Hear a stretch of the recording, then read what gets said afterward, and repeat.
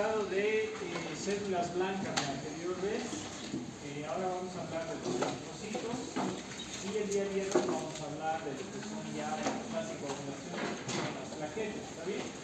De esto nada más recordarles que dentro de la formación de la eritropoiesis en relación a la hematopoiesis y a la eritropoiesis, recordarán ustedes que cuando uno está dentro en una etapa de formación, se formará este proceso de hematopoiesis en el saco vitelino, después en el hígado y en el vaso, y posteriormente cuando uno nace se va a ir reduciendo y focalizando hacia la médula ósea roja de varios huesos.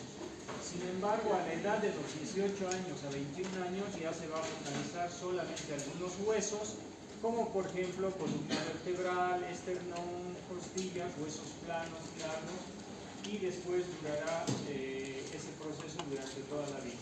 ¿Por qué es importante recordar la hematopoiesis o en este caso la eritropoiesis? Este proceso de formación o de génesis de los eritrocitos. Por dos razones. Nosotros deberíamos saber cómo se forma el eritrocito para saber dónde van a ocurrir las fallas, ¿sí o no? Entonces, en la génesis del eritrocito, que es la eritropoiesis, recordarán ustedes que en la fábrica de la médula ósea nosotros requeriremos ciertos elementos para formar un eritrocito maduro especializado para el transporte de oxígeno. Una de las preguntas que yo les había hecho en la parte de la clase al inicio, les había dicho dónde, por ejemplo, o en qué etapa se forma la hemoglobina, esta proteína que tiene la función específica de transportar oxígeno para el metabolismo celular. ¿Recuerdan eso? ¿No? ¿En qué etapa? En realidad, ya desde el eritroblasto basófilo va a empezar a establecer en el citoplasma las condiciones para que se incorpore la hemoglobina. Sin embargo, en el eritrocito policromatófilo, ¿sí?, es donde se consolida la incorporación, y ahora vamos a ver en qué consiste esta hemoglobina. Por si acaso, en el eritroblasto policromatófilo es donde se va a incorporar la hemoglobina. Entonces, pregunta, esta está relacionada a una de las patologías más comunes y especialmente en mujeres, la anemia ferropénica, o también la llamada anemia microcítica hipocrómica. Fíjense bien esto, vamos a ir relacionando las cosas para el criterio clínico. Si en esta etapa se tiene que consolidar la hemoglobina para darle características al eritrocito de esa célula que tiene como función principal el transporte de oxígeno, entonces va a necesitar hierro, ¿sí o no? Y el término de anemia ferropénica hará referencia a que no tienes un elemento para formar el eritrocito, ¿sí o no? Entonces, especialmente en mujeres, ¿por qué? Porque algo muy común durante la época de embarazo, de las mujeres embarazadas, vamos a focalizarnos en ese periodo de tiempo fisiológico, es de que va a tener la mayoría de las mujeres una falta de hierro. Por lo tanto, les van a dar suplementos de hierro. ¿Cuál será el problema? Va a generar anemias de tipo ferropénica. Pero no solamente en eso, sino también la anemia ferropénica va a estar relacionada a otra cosa, que es a la vida del eritrocito. Entonces, yo voy a separar el cuadro clínico en mujeres embarazadas, en ese periodo de tiempo, y hay muchas cosas a nivel bucal también que se producen en esta etapa, por si acaso. Y otra etapa va a ser con enfermedades, especialmente de aquellas enfermedades crónicas, hemorrágicas a nivel digestivo. Ahora vamos a hablar de eso también. La idea está en esta. Si te falta hierro, entonces no vas a poder formar un eritrocito maduro que tenga esas condiciones. Si en una de estas partes también necesitas ácido fólico o vitamina B12 también es otro elemento, y eso va a estar relacionado con anemias megaloblásticas.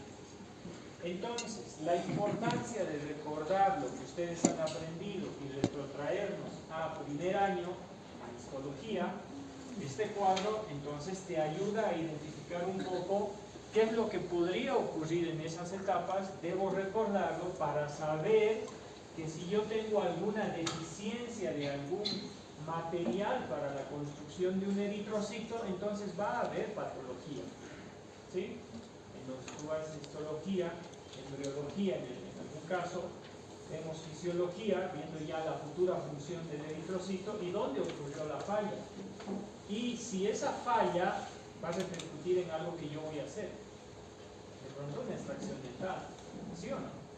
Bien, entonces recordarán, tiene este proceso del proeritroblasto de una célula madre, tendrá el eritroblasto basófilo por ciertas características, el policromatófilo, el ortocromático y luego el reticulocito.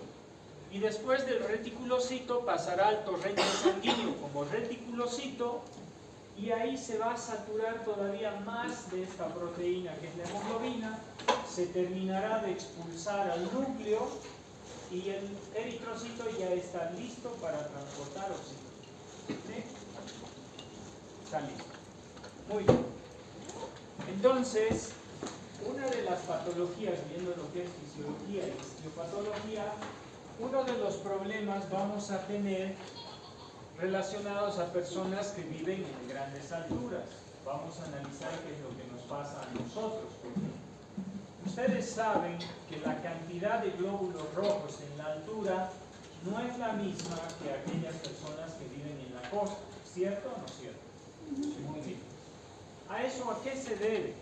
Se debe a que cuando nosotros vivimos en la altura, recordemos que tenemos menor presión parcial de oxígeno. El aire atmosférico, por si acaso, tiene oxígeno, tiene argón, tiene helio, tiene varios componentes. Y cada uno de esos componentes ejercen una presión de oxígeno, una presión. Eso se llama la barometría, es lo que estudia eso. Entonces, al tener menos oxígeno, la sangre, ustedes recordarán, el oxígeno entra a través de los pulmones hacia los alveolos pulmonares, ocurre la hematosis, que es el intercambio, y el glóbulo rojo circulará por todo el torrente sanguíneo. ¿Sí o no? ¿Y por qué lugar pasa en especial en este caso? Por el riñón. Y en el riñón, al pasar por los túbulos contorneales del riñón, hay un sensor que es como si contara eritrocito, oxígeno, oxígeno, oxígeno, oxígeno, oxígeno, oxígeno. Cuenta cuántos glóbulos rojos pasan y detecta la cantidad de oxígeno. ¿Está bien? Entonces, también les había dicho que para que en la médula ósea esas células madre, todas las células madre en realidad, pluripotenciales, necesitaban una molécula química que les diga qué iban a hacer, ¿sí o no? Usted va a hacer hepatocito. Entonces, ¿qué va a hacer? Tiene que estar en el hígado haciendo las funciones del hígado. Usted va a hacer, no sé, ¿qué célula quiere? Una célula cardíaca, en el corazón, para que ¿sí o no? Entonces, en cada segmento del organismo hay. Esa molécula química para formar glóbulos rojos, pregunta de examen. ¿Cómo se llama el inductor químico que promueve la formación de la eritropoiesis? Pregunta. ¿Cómo se llama? Eritropoietina. ¿Está bien? Eritropoietina. Entonces voy a recordar lo que he mencionado. La sangre pasa por el riñón. En los túbulos contorneales hay un sensor, y este sensor es específicamente el que dice cuánta eritropoietina, ¿sí? Cuánta eritropoietina, o también la EPO le llaman, ¿sí? Como un resumen, la EPO. Entonces, ¿cuánta eritropoietina se va a formar? ¿Qué es lo que pasa en las alturas? Pues detecta que hay menos oxígeno. Entonces, ese sensor en los riñones libera mayor cantidad de eritropoyetina, solo por decirlo así. Las personas que viven a nivel del mar detectan que hay una cantidad, digamos, mayor de oxígeno, por lo tanto, digamos, de 10 eritropoyetinas, esto como ejemplo nada más, no es así, como ejemplo, de 10 eritropoyetinas, dice, bueno, que se formen solo 6, ¿está bien? Porque con 6 nos alcanza para mantener la cantidad de glóbulos rojos por día para que funcione el sistema. ¿Está bien? Solo 6 necesitamos. Y con eso cumplimos nuestra cuota. ¿Está bien? Entonces, en el riñón se forma la eritropoyetina. ¿Y a dónde tiene que viajar? A la fábrica. Va a la médula ósea y a los blastos de la médula ósea les dice, ustedes van a ser eritrocitos. Y empieza el proceso de la eritropoyesis. ¿Está bien? Pero en la altura no pasa eso. Pasa de que detecta menor cantidad de oxígeno, ¿sí? Pero no entiende de que no es el problema la cantidad de glóbulos rojos, porque si esto, el riñón pensara a nivel de esos sensores, pensara de que es por la altura, entonces no formaría glóbulos. Entonces dice, ¿quién transporta el oxígeno? Los glóbulos rojos. Entonces, dice, como no hay oxígeno, entonces vamos a mandar ya no 6 eritropoyetinas, tenemos que mandar 8, más eritropoyetinas. Como hay más eritropoyetina, la eritropoyetina irá a la médula ósea y dice que produzcan más glóbulos rojos. Entonces, a eso se le llama policitemia fisiológica, o también denominada secundaria. ¿Está bien? Entonces, ¿quién es el responsable de la eritropoyesis? La eritropoyetina. Puede ser otra pregunta. Por ejemplo, la policitemia secundaria o fisiológica en personas que viven en altura, digamos a más de 3.000 metros de altura, responde ¿a qué? A una producción compensadora de eritropoyetina, porque está compensando la falta de oxígeno que tenemos acá. Y el cuerpo lo interpreta, hay menos oxígeno, pero no interpreta que hay menos oxígeno en el aire atmosférico. Interpreta que no hay glóbulos rojos que estén transportando, entonces aumenta la producción. Y de hecho, hay otra enfermedad que se llama la poliglobulia, policitemia o eritremia, que tienen diferencias, eso lo vamos a ver en la parte práctica, que la producción se vuelve incontrolada. ¿Sí o no?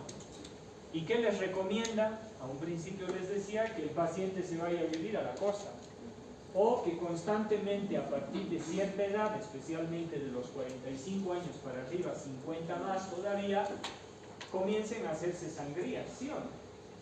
Pero ¿qué es lo que va a pasar con las sangrías? Te sacan sangre, disminuyen la cantidad de glóbulos rojos, obviamente la viscosidad de la sangre baja también, porque eso es lo que nos preocupa, la viscosidad de la sangre, porque cuando no trabaja tanto el corazón, no hay algún problema, pero te sacan el oxígeno, vas a estar bien por un tiempo, y la médula ósea, ¿qué va a hacer? Va a volver a producir glóbulos rojos, a nivelarse, ¿sí o no? ¿Y gracias a quién se va a nivelar? Pues la eritropoyetina va a detectar eso y otra vez va a volver a. Entonces, ¿las sangrías es un tratamiento? No, es un paliativo. ¿Por qué? Porque la persona no quiere ir a vivirse a la costa, digamos, ¿sí o no? Porque vive acá, su vida está acá, no se va a ir. Entonces le hacen eso. Y lo que ustedes tienen que tener cuidado, obviamente, ya sea por las anemias o por las policitemias, simplemente preguntarle, porque el paciente sabe de su problema. Y no vaya a ser que se te desmaye en el consultorio porque su nivel de su policitemia está muy por encima de lo normal y en algún momento pierde el conocimiento por la viscosidad de la sangre aumenta. ¿Sí? Eso también en la parte práctica lo vamos a discutir con mayor detalle. Entonces, a la falta de oxígeno en las grandes alturas, y esto ya como dato curioso nada más, ustedes han escuchado hablar que cuando uno va a hacer, por ejemplo, alpinismo, si tú vas a subir al Illimani, ¿podríamos subir todos sin ningún problema? Ustedes que son jóvenes tal vez sí, yo ya no puedo. Más aún, ustedes van a poder subir, pero en algún momento van a sufrir. ¿Por qué? porque la presión barométrica en el Illimani, por ejemplo, va a cambiar. La presión parcial de oxígeno va a cambiar. Y si no tienes una presión dentro del alveolo pulmonar, ¿qué va a pasar? Sí, ¿y qué es el colapso? La presión disminuye y va a empezar a absorber líquido. Y ahí viene el edema pulmonar. Entonces debes preparar, por eso es que se preparan ellos, para poder hacer ese tipo de no sé, hobby, podríamos decirlo, o a veces deporte también, ¿no? Entonces para subir a grandes alturas, tu cuerpo tiene que prepararse para ello, ¿está bien? Porque si no, el edema pulmonar en algún momento va a ser un problema, ¿está bien? Y ahí podríamos hablar de la ley de Laplace, a lo que se refiere a presiones, pero bueno, no viene al caso en esta clase, eso se habla en otra clase de respiración. Detalle. Otro detalle, porque si te falta vitamina B12 o ácido fólico, yo tengo que ver que cuando estemos llevando digestivo, no se olviden de esto, porque hay factores que van a favorecer la producción, por ejemplo, del factor intrínseco de la mucosa gástrica, que ayuda a que se absorba la vitamina B12 o el ácido fólico. Si tú no tienes ácido fólico, vitamina, y no se te absorbe en el intestino, entonces no va a llegar a la fábrica. Entonces recordemos que la fábrica, para construir un glóbulo rojo, necesita ciertos elementos. Y si no tiene ciertos elementos, entonces va a haber problema en la producción. Y con esto vamos a terminar esta partecita, ¿no? Esta partecita, con esto vamos a terminar. Ojo, se dan cuenta que si te falta hierro, el problema no está en la fábrica, ¿sí o no? El problema es de que no le está llegando el insumo necesario a la fábrica para que produzca algo, ¿sí o no? Bien. Si te falta ácido fólico o vitamina B12, el problema está ocurriendo de pronto por la mala absorción por el factor intrínseco en la mucosa gástrica o en el intestino. Entonces hay otro problema, ¿sí? Fuera de la médula ósea, no le está llegando, ¿sí o no? Entonces, ese tipo de anemias van a ser, por ejemplo, regenerativas o arregenerativas. El problema estará fuera de la fábrica. ¿Se entiende eso? El problema está fuera de la fábrica. No depende. La fábrica está funcionando bien, pero no le están llegando los elementos necesarios para eso, ¿sí? Hay otro tipo de patologías que son las anemias, por ejemplo, o digamos, alguna patología ya de tipo maligna en relación al aumento de la producción o la disminución de la producción en la hematopoiesis. Pero el problema puede estar en la fábrica. ¿Sí o no? Y entonces, en el caso de las anemias, por ejemplo, a eso se le llaman anemias a veces arregenerativas, porque el problema puede ser por una aplasia medular.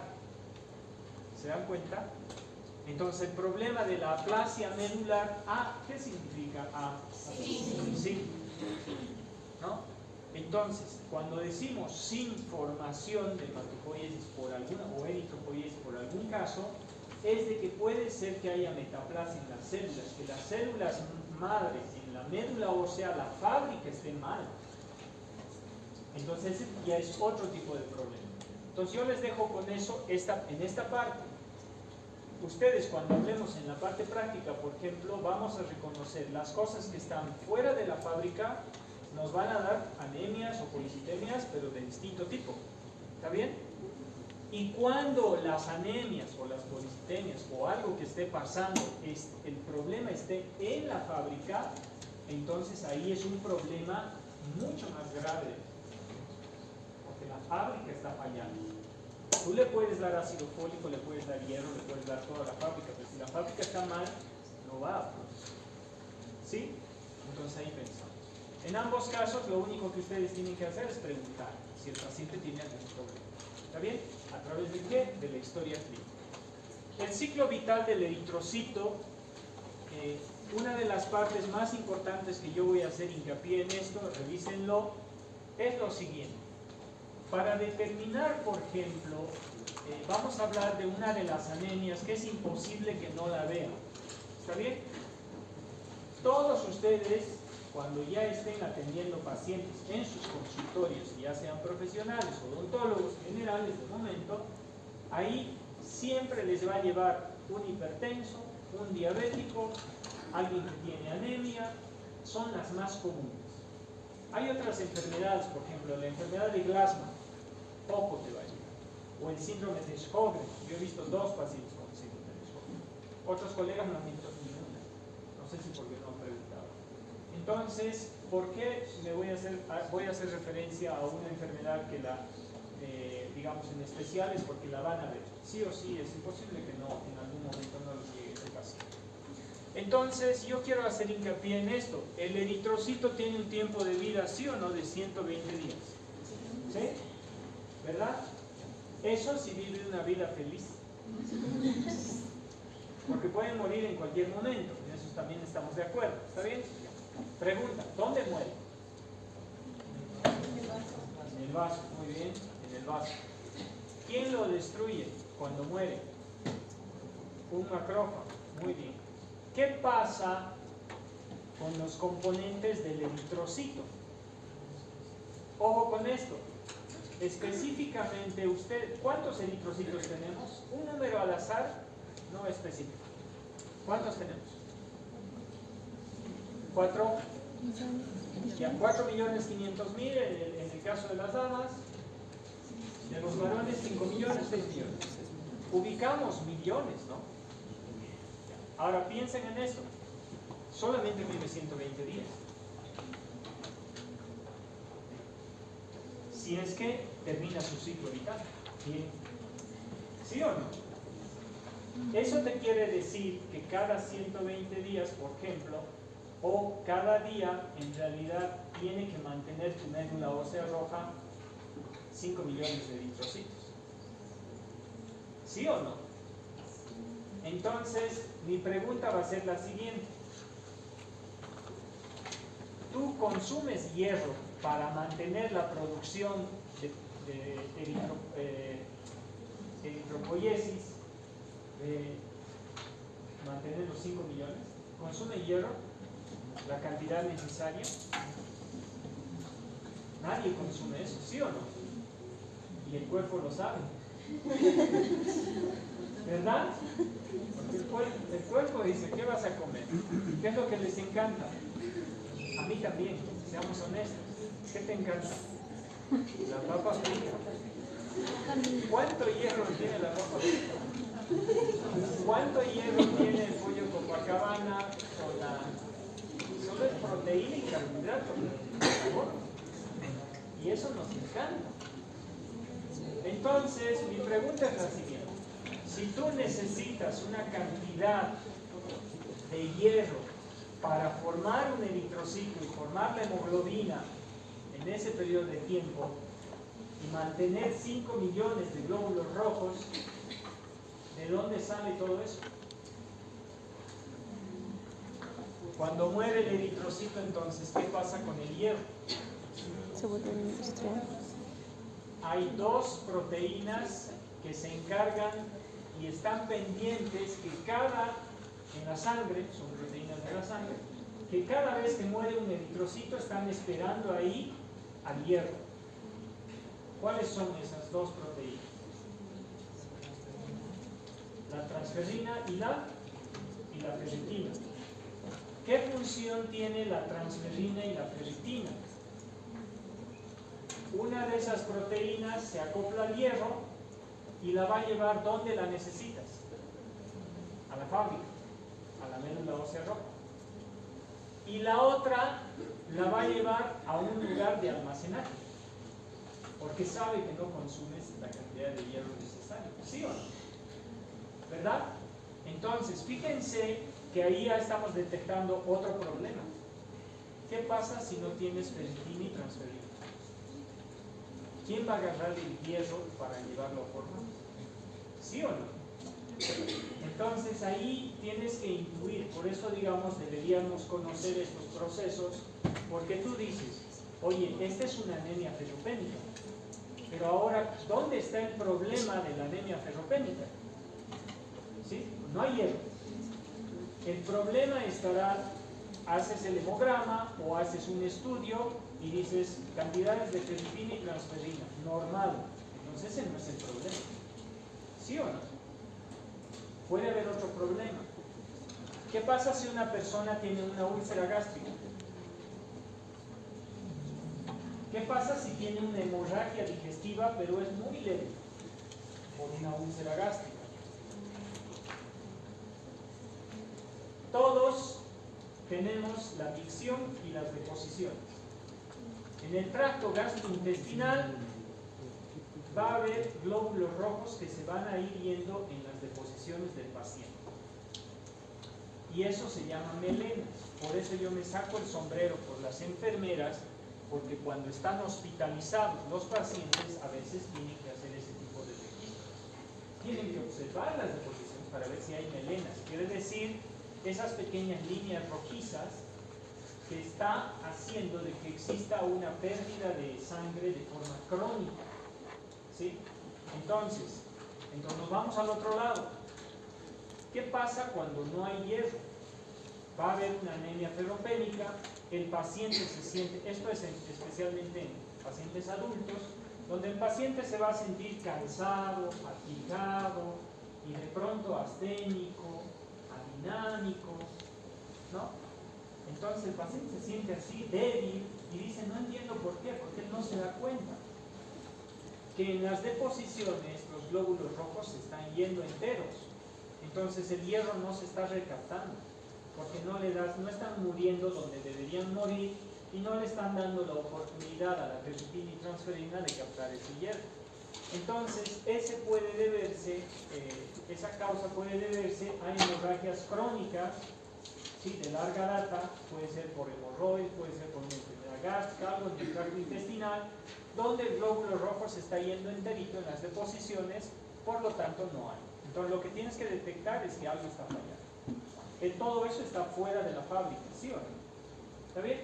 Y el paciente se siente debilitado. Muy bien. Entonces, conocer igual el ciclo vital del eritrocito y saber qué es lo que pasa también importa. Después, por ejemplo, ahí tenemos el hierro. ¿Qué pasa, por ejemplo, cuando un eritrocito muere? También tenemos dos subproductos que van a ir al hígado, que se llama la bilirrubina y la biliverdina. Ustedes estoy seguro que han escuchado hablar de aquellos pacientes que se sienten, que dentro de un signo se puede ver que son amarillentos. ¿Cómo se llama ese color amarillento que tiene un paciente? Ictericia. ¿Saben por qué se produce la ictericia?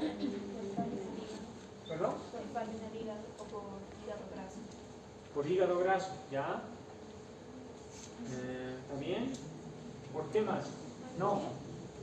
En realidad sí, el metabolismo que debe ocurrir con la bilirrubina y biliverdina, que debería ser eliminada a través de la vesícula biliar, no está cumpliéndose.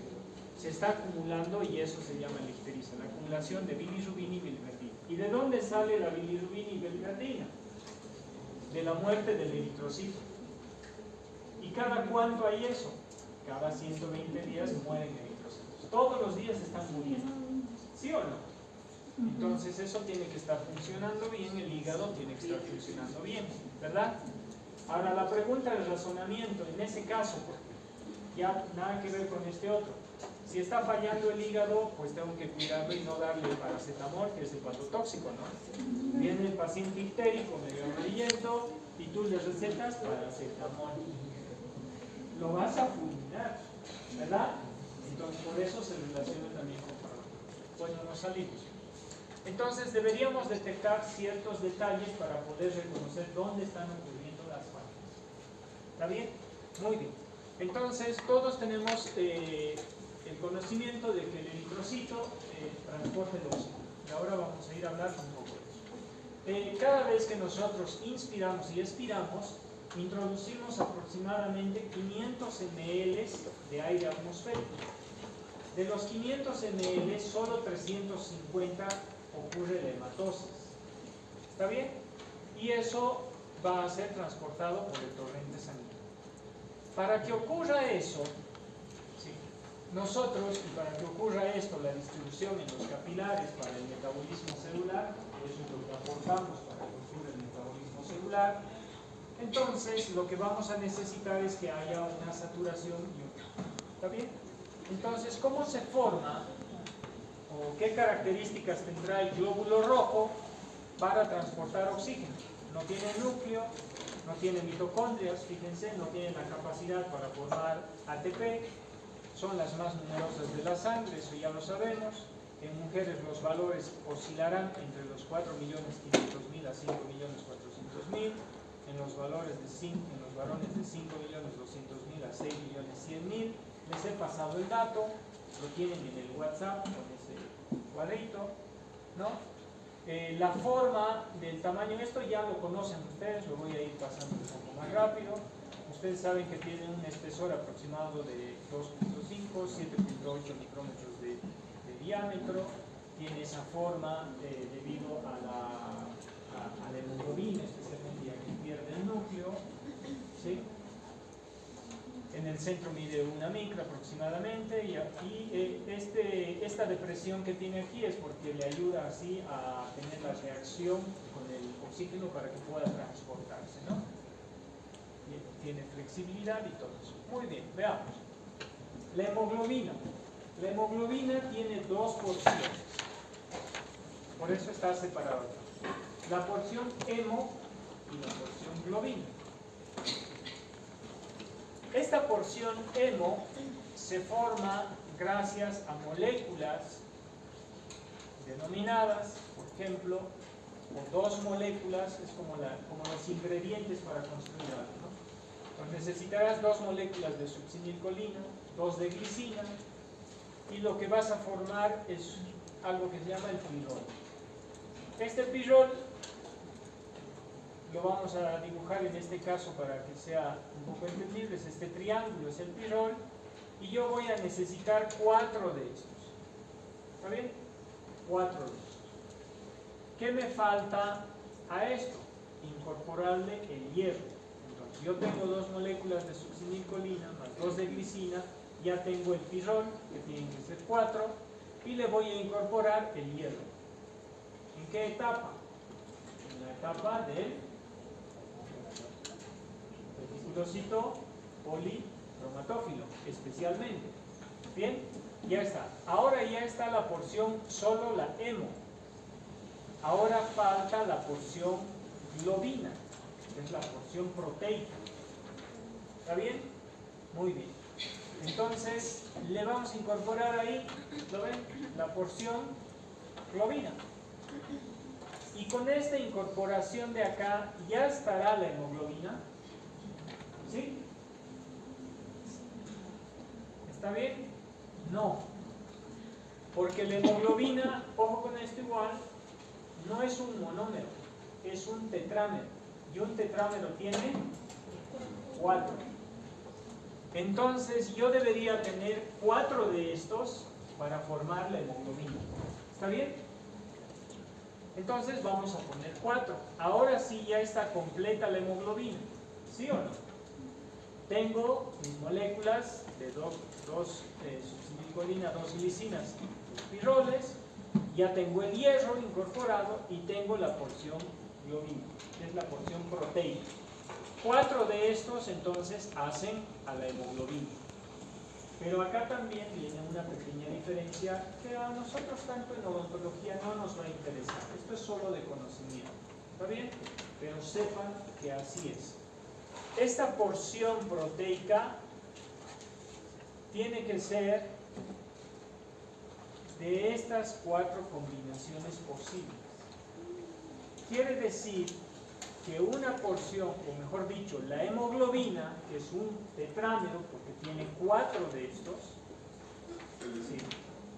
Y la porción proteica siempre va a haber 2 alfas.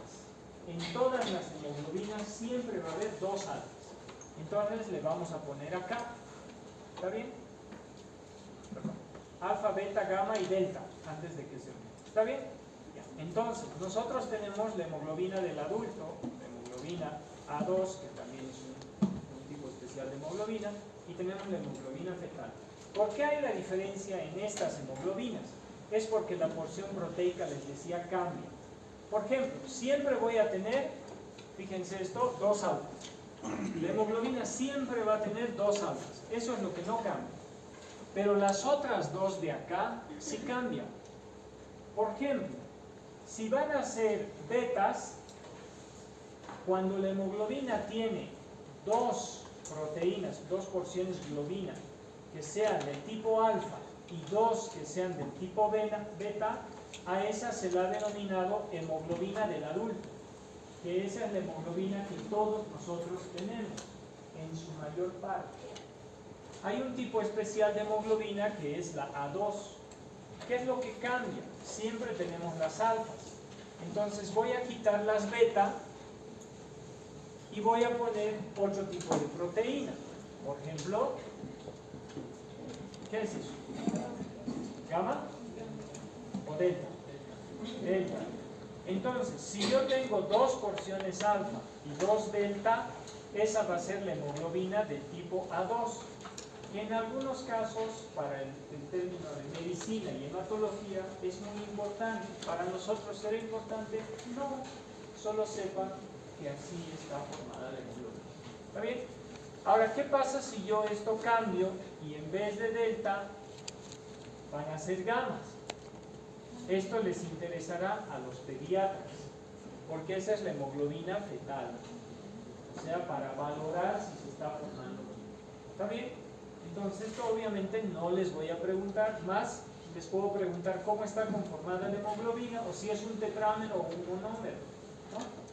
Después, más específicos, sería rebuscarle mucho en algo que no es muy útil. Preguntas más importantes serían: ¿por qué falta hierro? ¿Por qué falta ácido fólico, vitamina B12? ¿Qué tipo de anemia te da? ¿Está bien? Ese tipo de preguntas serían más importantes. Entonces, gracias a esta hemoglobina, este es un alveolo pulmonar, ¿sí?, donde entra el oxígeno y va a haber la presión parcial de oxígeno, que acá está marcado, si lo pueden ver, en 104 milímetros de mercurio. Entonces, algunos libros ya nos dice 105, uno más, uno menos, no es tan importante. Entonces, la presión parcial solo del oxígeno, no de todo el aire atmosférico, la presión parcial solo del oxígeno es 104 milímetros de mercurio. La presión parcial del dióxido de carbono es 40 milímetros de mercurio, de estos dos. Ahora, fíjense la diferencia. A este lado, ¿qué tenemos? La sangre venosa. La sangre venosa, en algún momento les he dicho, no tiene oxígeno, tiene oxígeno. Entonces, tiene oxígeno disuelto, ¿sí?, y la presión parcial de oxígeno, fíjense, aquí es 40. Entonces, es obvia la diferencia, ¿no? En el alveolo pulmonar hay mucha presión de oxígeno, porque tú estás inspirando, ¿sí?, y lo que viene en el torrente sanguíneo es muy poca la cantidad de presión de oxígeno, 40 milímetros de mercurio. Fíjense acá, la presión del dióxido de carbono es 40 milímetros de mercurio, y la que viene en el torrente sanguíneo a través de los vasos, ¿no?, va a ser aproximadamente 45. Entonces, gracias a esa diferencia, es una de las razones que a este nivel ocurre el intercambio gaseoso por difusión. Ustedes saben que el oxígeno y el dióxido de carbono pasan por difusión simple, porque si no sería muy complicado pasar por ahí, no podríamos aguantar, el organismo no podría aguantar. Entonces, la pregunta es: ¿qué pasa con el oxígeno que luego llega a este nivel? Fíjense, acá ya vamos a tener 104 milímetros de mercurio y 40 milímetros de dióxido de carbono. Entonces, hay pequeñas diferencias porque ocurre ese intercambio a nivel del alveolo. Entonces, ¿quién es el encargado de transportar el oxígeno? Con esto terminamos, porque ya estamos un poco en tiempo. Fíjense lo siguiente. Nosotros debemos manejar dos términos, ¿sí? Y esto es importante porque ustedes van a trabajar con anestesia general. No ustedes, sino es que de pronto tal vez van a utilizar en los servicios de alguien que trabaja con anestesia general, y en cirugía les van a pedir igual eso, y cuando estén manejándose en los rotes hospitalarios también les van a decir eso. Dos cosas tienen que saber, chicos. Nosotros tenemos el oxígeno que entra acá, fíjense, cambió de 40 a 104 milímetros de mercurio. La pregunta es, esta es la presión parcial, pero es del oxígeno disuelto. Quiere decir, el oxígeno está libre en el torrente sanguíneo, no está fijado a la hemoglobina. ¿Está bien? las reacciones químicas que van a haber se va a fijar, pero fíjense, el glóbulo rojo no llega sin oxígeno al pulmón, llega con oxígeno, pero no llega totalmente saturado. Entonces aquí hay dos términos. Presión parcial de oxígeno es una cosa y se debe al oxígeno disuelto, quiere decir al oxígeno libre que está en la sangre. Y cuando hablen de saturación de oxígeno, les hice esa pregunta hace tiempo, ¿recuerdan del COVID que te ponían el aparatito para medir la saturación de oxígeno? Pues cuando trabajen con un anestesiólogo también va a medir la saturación de oxígeno, porque así lo controlas al paciente mientras tú estás haciendo tu trabajo. Entonces, la saturación de oxígeno, ojo con esto, la saturación de oxígeno tiene la relación directa con la cantidad de oxígeno que está fijada a la hemoglobina. Por ejemplo, acá yo tengo 4 cuadrados, ¿sí o no? ¿Está bien? Si los 4 cuadraditos estuvieran llenos de oxígeno, representarían el 100%, ¿sí o no? En este momento este eritrocito, ¿con cuánto por ciento está cargado? Sí. Fácil, ¿no? 75%. Entonces, cuando pasa el alveolo pulmonar, cuando pasa acá, gracias a la presión de oxígeno, este sitio se va a rellenar. ¿Sí? Ahí, y cuando pase ahí, entonces, ahí estaba todo marcado, acá ven, entonces la saturación de oxígeno va a ser al 100%. Pero cuando sale del pulmón no va a salir con el 100%. ¿Por qué? ¿Por qué creen que cuando pasa el pulmón la saturación de oxígeno no es del 100%? ¿Saben por qué? Pues porque el pulmón también necesita oxígeno para el metabolismo celular y ahí se come 2%. Entonces lo que sale del pulmón va a ser solamente un 98%. ¿Está bien? Ahora sí, con esto terminamos. ¿Saben que el eritrocito es el salvador de nuestro organismo? Por la siguiente razón. Sabemos que hay oxígeno disuelto, ¿sí o no? Libre. ¿Está bien? Y luego sabemos que hay la saturación de oxígeno, que es el eritrocito, que está cargado de oxígeno, ¿verdad? Su función del eritrocito entonces es que cuando pasa por el torrente sanguíneo, gracias a la presión parcial y la difusión, todos los tejidos van a recibir oxígeno. Entonces el eritrocito pasa por acá, ve este tejido y dice, ¿ustedes están ok? Sí, están ok. Pasa por acá y dice, ¿ustedes están ok de oxígeno para su metabolismo celular? Dicen, ok, perfecto. Me voy acá. Pero estos pobres de acá, ¿no? Este tejido pobre de acá está sufriendo porque va a entrar en hipoxia. ¿Sí o no? ¿Sí? Entonces están sufriendo acá. Entonces, cuando este tejido y el organismo también se da cuenta, y el pH, obviamente ahí, el efecto Bohr, el efecto Raman y todo, hay un montón de cosas que no estoy diciendo.